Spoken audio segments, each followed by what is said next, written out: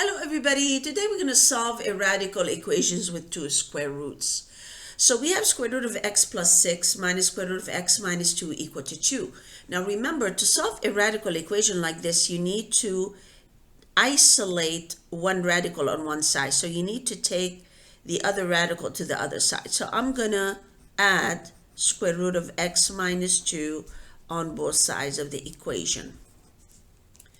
So I will end up with square root of x plus 6, this cancels, equal to square root of x minus 2 plus 2. Now make sure you have only one radical on each side, okay? Now to solve this, you need to square both sides of the equation. Why do we do that? Because we have a square root. The index is 2. The square cancels the square root, and this comes out, and you'll end up with x plus 6 on the left side of the equation. Now on the right of the equation, that's different. We have a square of a binomial. That is just like a plus b square. A plus b square is a square plus 2ab plus b square, where a is the first term and b is the second term. So this one would be your a, and this one would be your b. A square would be square root of x minus 2 square plus 2 times a.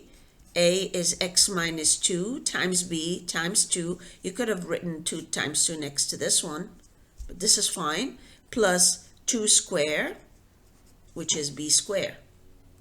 Simplifying this, this is the same as this. The square cancels the square root.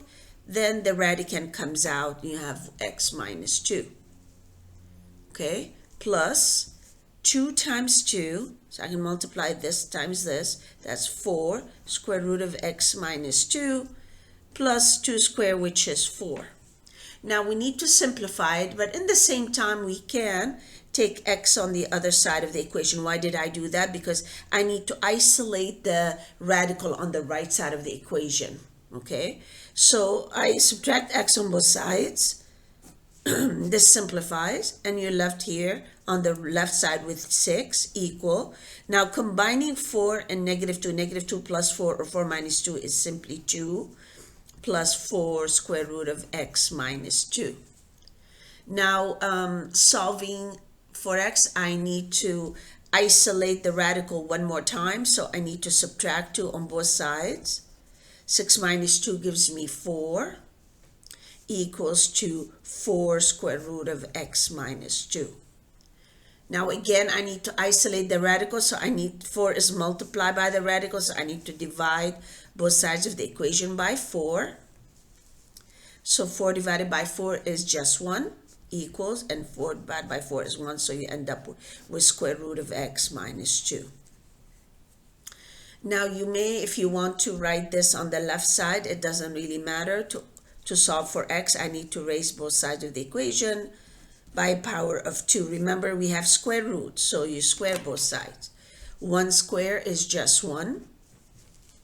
And then that's equal to square, cancels the square root, the radicand comes out, and you end up with x minus 2.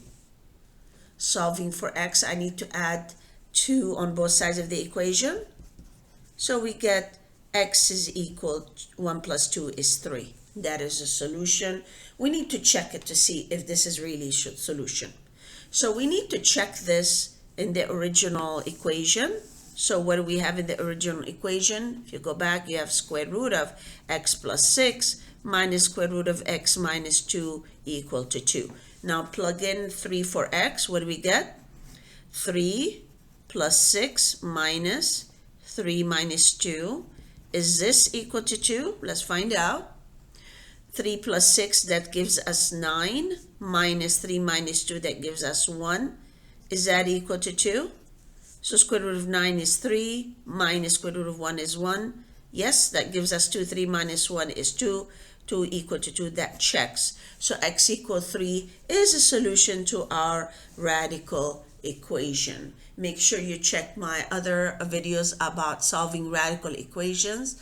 Have a good day, everybody. Take care. Bye-bye.